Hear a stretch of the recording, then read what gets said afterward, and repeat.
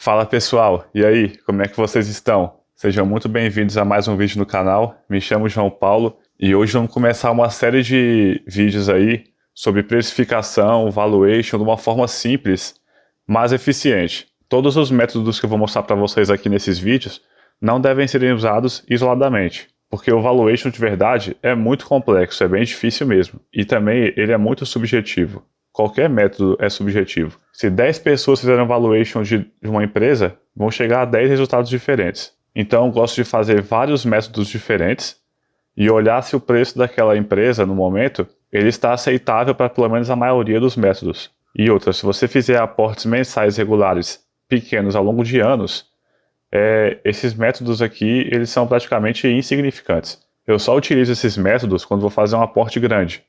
Por exemplo, se eu vou colocar bastante dinheiro de uma vez em uma única empresa, ou se eu vendi uma empresa e resolvi entrar em outra, então eu estou com um capital maior para poder alocar em uma empresa de uma vez, aí sim começa a fazer sentido. Mas se você sempre bota um dinheirinho pequeno ali todo mês, ao longo de anos, o preço que você pagar vai ser diluído, então não faz a menor diferença. Acredite em mim, depois eu vou mostrar para vocês um estudo que mostra que, nesses casos, o preço realmente não importa. E esses métodos podem ajudar vocês, por exemplo, a olharem qual que pode ser a melhor empresa a alocar no momento. Pode ser que você esteja com dinheiro ali para aportar, você tem uns 20 ativos diferentes e não sabe em qual colocar. Então você pode fazer esses métodos aqui e olhar qual que parece ser a melhor opção naquele momento. Não vai fazer muita diferença ao longo do tempo, mas já é alguma coisa. Então hoje eu vou mostrar para vocês o modelo de Gordon. Eu gosto de usar ele para precificar fundos imobiliários. Empresas também serve, mas empresas é algo muito mais complexo de conseguir fazer um valuation. Então acaba que fica um negócio muito simplificado, mas fundos imobiliários eu acredito que ele encaixa muito bem. Ele deve ser usado em empresas, no caso de empresas consolidadas, grandes, que não possuam uma perspectiva de crescimento elevada aí para os próximos anos. Então tem que ser aquelas empresas já consolidadas, líderes de mercado, que pagam ali dividendos recorrentes, que esse método vai conseguir se encaixar bem nesses casos. Empresas de crescimento, não adianta, você vai errar com toda certeza. O modelo de Gordon é como se fosse um modelo de fluxo de caixa descontado, só que você usa isso para os dividendos que a empresa paga. Então você pega os dividendos futuros e traz a valor presente e olha como que se encaixa. E olha qual seria o preço justo daquela ação de acordo com esses dividendos. Por isso, tem que ter muito cuidado e por isso que ele só se encaixa em empresas grandes e consolidadas. Porque a gente não consegue prever muito bem como que vai ser o fluxo de dividendos da empresa ao longo dos anos. Então, quando a empresa é grande, você sabe que a perspectiva de crescimento é pequena, então fica muito mais fácil você conseguir dar um chute aí nesse crescimento dos dividendos. E a gente tem que considerar um crescimento a uma taxa constante, a gente sabe que não é isso que acontece sempre. Por conta desses percalços aí do método, é importante utilizar uma margem de segurança. Quem leu aí o Investidor Inteligente, no capítulo 20, tem um capítulo inteiro só sobre margem de segurança, que foi algo assim defendido pelo Benjamin Graham e é utilizado até hoje por grandes investidores como Warren Buffett e vários outros. E a margem de segurança é o quê? Você calcula um preço justo para a ação, como você sabe que é algo muito subjetivo e não tem a mínima certeza e provavelmente você vai estar errado daquele valor, então você pega um valor bem abaixo daquele valor que você achou. Essa é a margem de segurança. Vamos dizer que você achou o preço justo de uma ação, então você aplica ali a margem de segurança, vai variar muito de empresa para empresa. Quanto mais arriscada, maior a margem de segurança. E qual que é a fórmula do modelo de Gordon? O preço justo de uma ação vai ser igual aos dividendos a serem distribuídos nos próximos 12 meses, dividido por K menos G. O K seria uma taxa de desconto para a ação. E o que eu gosto de usar? Para fundos imobiliários mesmo, como eu falei que é um método bem eficiente para precificar fundos imobiliários, eu pego o Tesouro IPCA mais longo, que hoje é o IPCA mais 2055. Como fundos imobiliários já se ajustam à inflação naturalmente por serem imóveis reais, então você não considera inflação. Por isso que o Tesouro IPCA é o melhor benchmark que você pode usar. Então você olha quanto que ele está pagando naquele momento, que hoje aí está 3,91% ao ano, e estipula uma taxa que você quer receber de dividendos acima desse valor. E por que eu uso isso? Se o valor for igual, eu posso muito bem, então, colocar o dinheiro na renda fixa, no Tesouro IPCA+, que é muito mais seguro do que ações e fundos imobiliários. Para correr um pouco mais de risco, que eu estou correndo com ações e fundos, então eu estipulo um valor acima desse valor aí. E qual que vai ser esse valor? Varia de fundo e empresa. Quanto mais arriscado, maior a diferença que eu vou exigir. Quando é uma empresa ou um fundo imobiliário muito seguro e muito consolidado, então eu posso exigir uma taxa um pouquinho acima dessa. E o G é a taxa de crescimento dos dividendos ao longo dos anos na perpetuidade. Então você estipula uma taxa que os dividendos vão ficar crescendo ano a ano. Para fundos imobiliários eu boto zero esse valor, porque eu tento botar já um valor bem conservador no cálculo, como se já fosse embutido uma margem de segurança dentro do cálculo já. Então eu boto que os dividendos na verdade vão crescer somente junto com a inflação. Qualquer valor acima disso já vai ser um bônus aí para mim. Para fixar bem aí o conteúdo na cabeça de vocês, a gente vai fazer a precificação de alguns ativos aqui agora, para vocês olharem como é que funciona mesmo o uso do método e como você vai poder aplicar o método aí no cálculo de vocês. Então vamos para o computador aqui, vai ficar bem mais fácil para a gente. O primeiro fundo, vamos começar por fundos imobiliários, que é bem mais simples de usar o método, depois a gente passa para ações. O primeiro fundo que a gente vai analisar vai ser o KNRI, que é um dos maiores fundos da bolsa aí. E muita gente fala que ele está sempre caro, que é um fundo para rico. Então a gente vai ver aqui agora como é que é. O primeiro passo é você vir aqui, nos dividendos que o KNRI está distribuindo. É bem importante, para você fazer essa estimativa dos dividendos futuros dos próximos 12 meses, não pegar somente a última emissão de dividendos, ou você pegar os últimos 12 meses e considerar isso como sendo os próximos 12 meses. É importante você dar uma olhada antes no passado da distribuição de dividendos da empresa, para conseguir fazer uma estimativa bem mais próxima do que realmente pode acontecer. Porque às vezes no último ano, no último mês, pode ter alguma distribuição não recorrente que vai acabar distorcendo muito aí o cálculo que você fizer. Boto aqui, agrupar por ano. Boto aqui em 5 anos, olha mais ou menos como é que está vindo. Você vê que 2017, 2018 ele subiu e depois caiu 2019. Em 2020 estamos no meio do ano aí. Então dá para chutar que ele vai pagar assim, uns R$8 em 2020. Ele já pagou 4. A gente bota aqui para desagrupar. Tá vendo como ele vem pagando 65 centavos mais ou menos. E deve começar a subir de novo ao longo do tempo aí, quando a economia começar a se recuperar. Então vamos botar como R$8 então a distribuição por cota do KNRI nos próximos 12 meses. Aí agora a gente vem aqui. A gente vem aqui no site do Tesouro Direto e tem que olhar sempre isso aqui na hora. Tem que ser assim, o valor que está sendo cobrado no dia. Vem aqui preços e taxas. Então tá aqui, Tesouro IPCA mais 2055. A gente vê que ele paga o IPCA, ou seja, a inflação, mais 3,91% ao ano. Como que os fundos imobiliários também se ajustam à inflação, ações também, por serem ativos reais, isso só não é válido para fundos imobiliários TVM. Fundos de fundos ou fundos de papel, eles não têm essa garantia de se ajustarem à inflação. Então esse cálculo aí vai ficar um pouco distorcido. Ou você vai ter que adicionar ali o G da equação, né, que é a taxa de crescimento dos dividendos à perpetuidade. Porque fundos TVM não investem em imóveis reais, então não há essa garantia da inflação. Então a gente pode considerar o K, que é a taxa de desconto da ação, a gente pode pegar esse 3,91%. Então a fórmula vai ficar o seguinte, a gente vai pegar R$8, que é o que a gente espera que ele pague nos próximos 12 meses, dividir pelo 0,0391, seria os 3,91%, vezes o quanto que eu quero que esse fundo pague a mais para mim do que seria a renda fixa. Como o KNRI é um fundo bem seguro, então vou colocar só que eu quero que ele pague 20% a mais somente do que seria a renda fixa. Isso para mim já é um valor bem aceitável aí para ele. E o G vai ser zero, porque a gente vai botar uma margem de segurança aí que ele vai crescer somente junto com a inflação ao longo do tempo. Então, fazendo essa conta, a gente chega ao valor justo do KNRI de R$ 170,50. A gente vai olhar aqui quanto que ele está hoje para ver se ele está abaixo ou acima desse valor justo. Então a gente vem aqui no computador, está R$ 158,79. Ou seja, ele está R$ 12 abaixo do que o valor justo. Ele já esteve acima, ó, esteve a R$ 200 mais ou menos em janeiro, mas ali a precificação seria diferente porque ele não teria reduzido o pagamento, né? Só começou a reduzir depois do coronavírus. Então a gente pode ver que o mercado não é bobo. Chegou o corona, derrubou a cotação lá para baixo. Então, KNRI, de acordo com o meu cálculo, com os meus parâmetros, cada um vai ter o parâmetro pessoal aí, porque eu botei, eu quero que ele pague somente 20% acima da inflação, você pode botar 30%, 40%, depende de cada um, então vai chegar num valor diferente. Para mim, para os meus parâmetros, o KNRI está no preço justo. Segundo esse cálculo, né, vale lembrar que a gente tem que usar outros métodos também para chegar no valor mais próximo da realidade. Então, o segundo fundo vai ser o HGRE. O HGRE é um fundo muito bom de lajes corporativas, mas ele vem apresentando uma vacância elevada além do normal nos últimos meses. Então, a gente vai levar isso aí em consideração no cálculo. Vem aqui nos dividendos, agrupar por ano. Puxa aqui. A gente está vendo que ele vem pagando ali uns R$ 9 mais ou menos. e esse ano pagou 3,84. Então, se a gente, como está na metade do ano, a gente pode considerar que nos próximos 12 meses ele vai pagar ali uns 7,50, porque a gente espera que ele cresça um pouquinho desse valor aí já no ano que vem.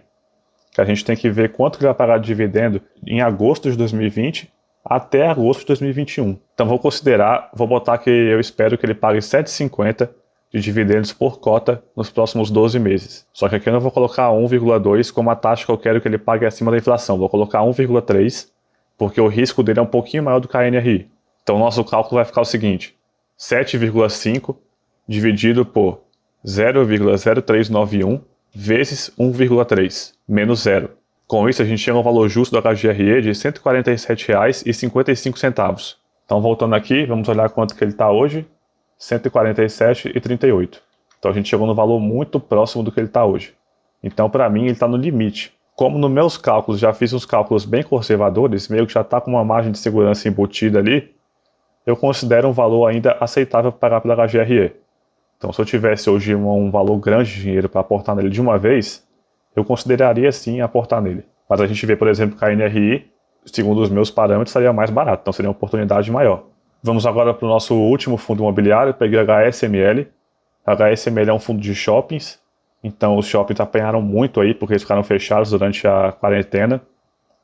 E a gente não sabe se vai continuar aberto, se vai voltar a fechar, então tem muita incerteza em cima deles ainda. A gente olha aqui que a cotação deles apanhou muito.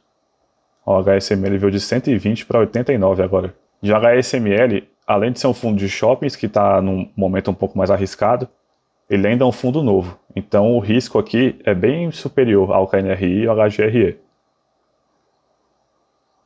Então a gente olha aqui, você vê que ele é um fundo que começou em julho de 2019, que pagou os primeiros proventos em agosto. Então a gente nem tem assim um ano fechado mesmo para saber quanto que ele pagou no último ano. Então a gente pode fazer o seguinte: a gente pega o que ele pagou até esse ano, R$ 2,00 até o meio do ano.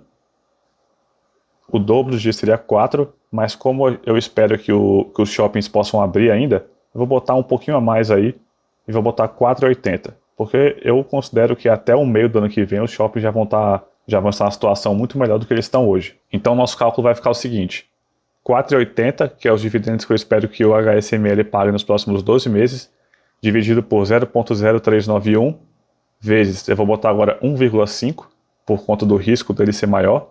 Então eu quero que ele pague 50% a mais do que a renda fixa e menos 0. Com isso cheguei a um valor justo de R$ 81,84 para o HSML. Então hoje está 89.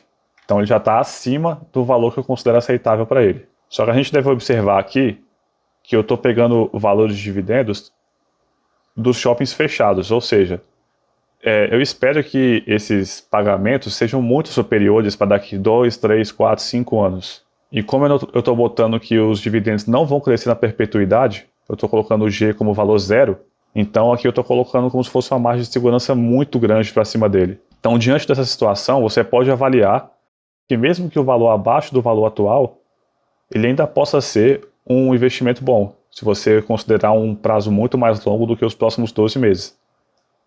Eu não vou substituir o G por 0, porque eu espero que chegue um momento que a distribuição de dividendos fique estabilizada novamente.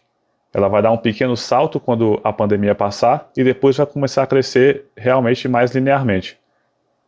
Se eu boto o G como, por exemplo, 1, 2, 3% ao ano, eu vou estar considerando que vai passar a perpetuidade, ou seja, o longuíssimo prazo, crescendo sempre a essa taxa, o que não é verdade. Então você vê que o método tem sim as suas diferenças, as suas peculiaridades, que você tem que levar em consideração na hora de fazer seu cálculo. Vamos agora para as ações. Eu peguei aqui a Taesa, que é uma empresa que é famosa por distribuir muitos dividendos, e é uma empresa já consolidada, é uma empresa grande, que a gente não espera que tenha um crescimento violento nos próximos anos. Então a gente desce aqui, dividendos mais uma vez, a gente pode agrupar por ano, 5 anos. Então a gente vê que em 2017 teve algo não recorrente aqui. Então você imagina, por exemplo, por isso que a gente tem que olhar o histórico.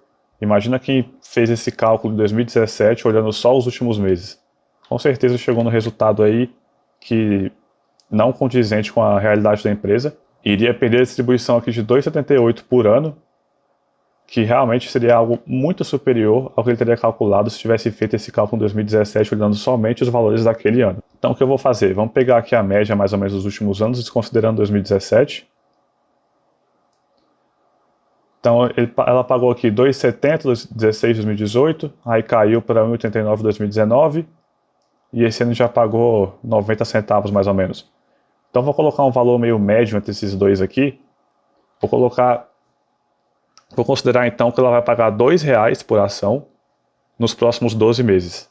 Aqui o nosso caso, como é uma empresa muito segura, mas ainda é mais arriscado do que um fundo imobiliário, então eu vou colocar 1,3 no que eu exijo acima da renda fixa do IPCA mais 2055, e aqui a gente vai usar o G, porque empresas têm uma perspectiva de crescimento muito diferente do que fundos imobiliários. Vou deixar no card aí no vídeo o meu vídeo sobre análise de fundos imobiliários, e lá eu explico como que fundos imobiliários fazem para crescer. E você vai poder ver como é bem diferente do que como as ações fazem para fazer um crescimento. Mas como uma empresa que eu não espero um crescimento muito grande nos próximos anos, eu vou botar uma taxa de crescimento de 1% ao ano na perpetuidade. Isso já considera meio que uma margem de segurança, porque eu espero que a empresa cresça pelo menos igual ao PIB do Brasil. E eu espero que o PIB do Brasil cresça mais de 1% ao ano em média na perpetuidade. Mas nunca se sabe, né? Então a gente bota aí um valor um pouco mais conservador, já embutindo uma margem de segurança dentro da fórmula.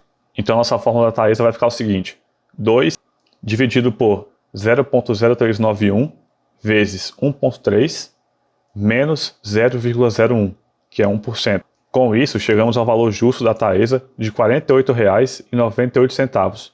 Lembrando que essa aqui são as units, então vamos olhar quanto que ela está sendo cobrada hoje. R$ 28,49. Então você vê que ela está muito abaixo do valor que a gente calculou, muito mesmo. Você pode jogar uma margem de segurança aí de 40% ainda, mesmo em cima de números conservadores, que ainda vai estar dentro do valor. Isso porque para quem recebe dividendos, essa empresa aqui é uma coisa maravilhosa mesmo. Olha aqui o dividend yield dela atual, 8,16% ao ano.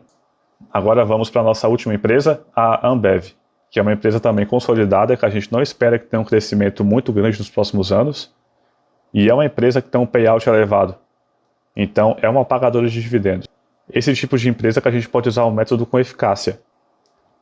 Então vamos descer aqui, os dividendos, agrupar por ano. Então a gente vê que nos últimos anos ela pagou aqui 0,54, 0,55, caiu para 0,49. Então eu vou botar que nos próximos anos ela vai pagar 0,50 centavos. Eu acho que vai ser um valor condizente, que vai ser similar ao 2019 e ainda abaixo de 2017 e 2018. E aqui eu vou usar a taxa também de 1,3, porque também é uma empresa segura, muito grande, tem 60% do market share brasileiro de bebidas alcoólicas e vende para a América inteira, do Canadá à Argentina, tem cerveja da Ambev por aí. Então é uma empresa muito segura, a gente pode colocar a margem de segurança um pouco mais baixa aí. Então a nossa fórmula vai ser 0,5 dividido por 0,0391 vezes 1,3 menos 0,01, que eu vou colocar uma taxa de crescimento também somente de 1% na perpetuidade, que é um valor bastante conservador, para a gente já embutir na fórmula uma margem de segurança. Com isso, chegamos ao valor justo de R$ 12,25 para a Ambev. Então a gente volta aqui, quanto que ela está hoje? R$ 14,85. A gente vê que ela chegou a R$ 11, então ela chegou a entrar nessa margem de segurança, mas agora está acima disso. Então, para quem considera aí, quem tem uma estratégia focada em dividendos, a Ambev já está fora aí do seu valor justo. Então, pessoal, por hoje é isso. Espero que tenham gostado do vídeo. Apliquem o modelo de Gordon na vida de vocês. Existem casos e casos, então não use somente esse modelo para precificar uma ação. E se você ainda faz pequenos aportes regulares ao longo de anos, eu te falo que nem precisa se preocupar com isso. Precificar ativo tem motivo de vez em quando, mas não é sempre. Eu ainda vou fazer um vídeo mostrando quando que o preço importa e quando que ele não importa. Então, curtam, se inscrevam no canal, compartilhem aí e até a próxima. Valeu, galera!